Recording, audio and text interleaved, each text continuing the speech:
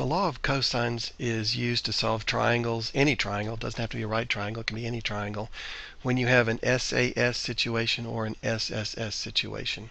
And the nice thing about the law of cosines is that we do not have any ambiguous case with it. So here's what it is.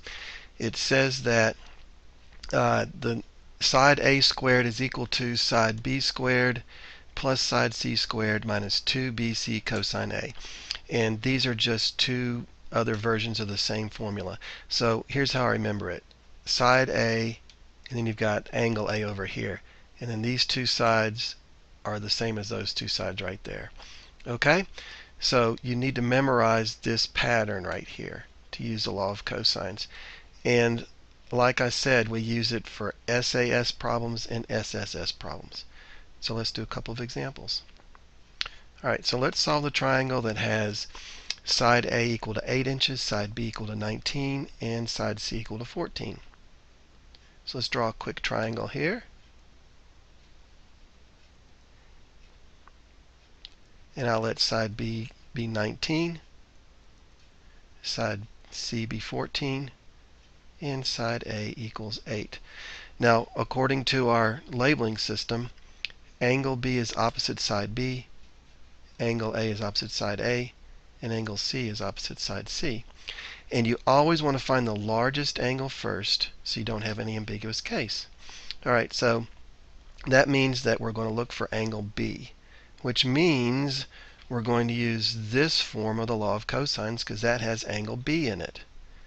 Alright, so we've got B squared equals A squared minus or plus C squared minus 2AC cosine B. And let's fill in everything we know.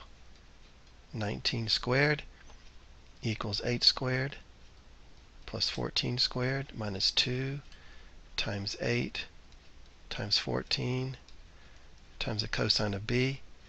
And solving for cosine of B, we're going to get 19 squared minus 8 squared minus 14 squared divided by all of this. Okay, we're not subtracting it, we're going to be dividing by negative 2 and 8 and 14. Okay, so let's bring up our calculator. And you want to make sure you're in radian, or rather degree mode here.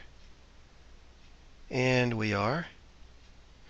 And I'm just going to punch in this expression right here. So I've got parentheses 19 squared minus 8 squared minus 14 squared parentheses divided by parentheses negative 2 times 8 times 4. Close parentheses. Whoop, 14. Almost made a mistake there, didn't I? So let me go back to this, and we're going to insert a 1 there. There we go. Okay, so I get negative 0.4509. I'm going to take, that's equal to the cosine of B.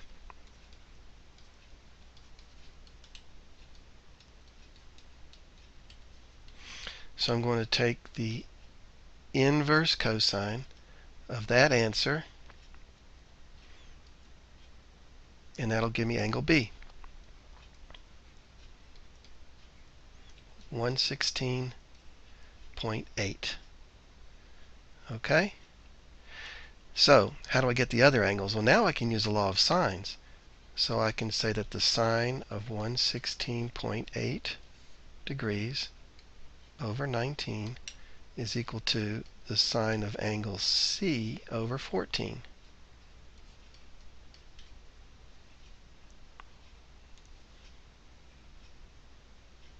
Get a little more room here. Okay, so that means that 14 sine 116.8 over 19 will give us a sine of C. And let's get our calculator up again.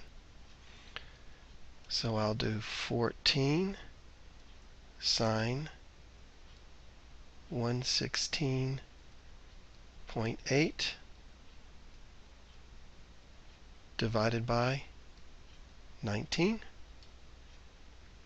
And we get 0.6577. That's the sine of C. So that means C is equal to the inverse sine of that number. And we get 41.1 degrees. Well, once I have two angles, it's easy to get the third. Angle A is going to be 180 minus 116.8 minus 41.1.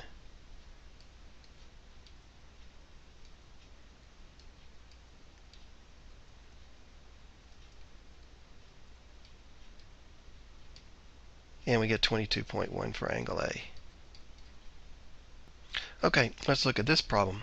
Now we have an angle and two sides on either side of the angle. So this is an SAS situation.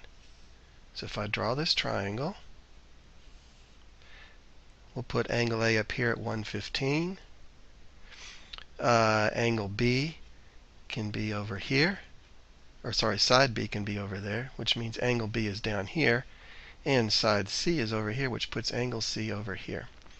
Okay, so we can get side A right away. A squared is equal to B squared plus C squared minus 2 BC times the cosine of A. And we can just put that in just the way it looks right into our calculator.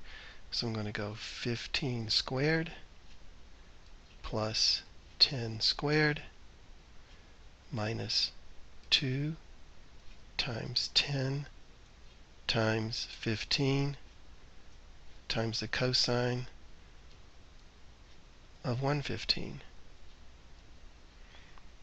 Okay, so remember that that is A squared, not A. And so I'm going to take the square root of our answer. And there's A. So 21.3 is A.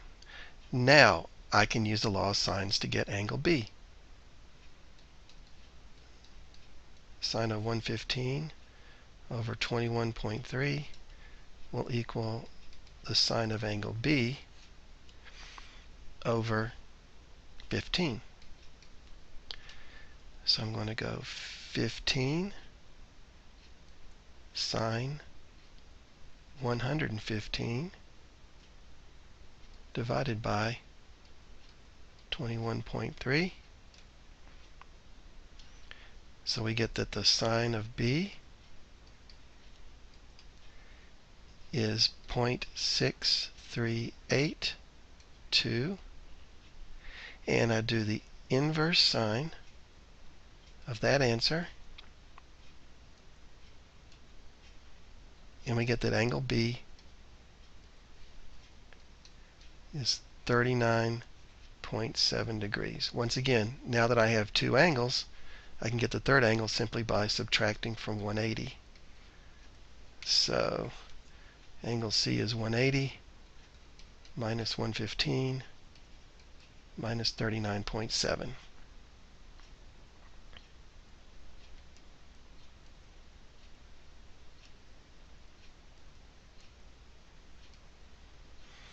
.3 degrees.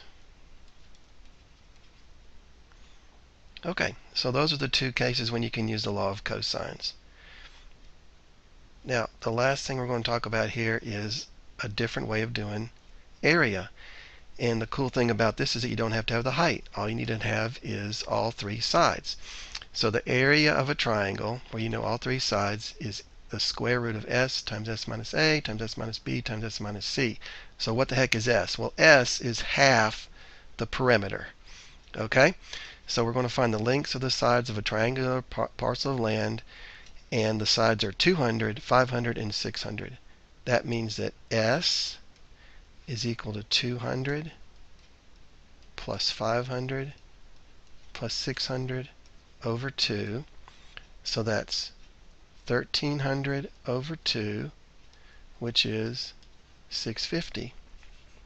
That means our area is the square root of 650 times 650 minus 200 times 650 minus 500 times 650 minus 600, which is the square root of 650 times 450 times 150 times 50. And let's just calculate that real quick. So I got the square root of 650 times 450 times 150 times 50. And it's about 46,838 square feet. That's called Heron's formula. And you only need to know the three sides of a triangle to get the area of that triangle, which is pretty nice.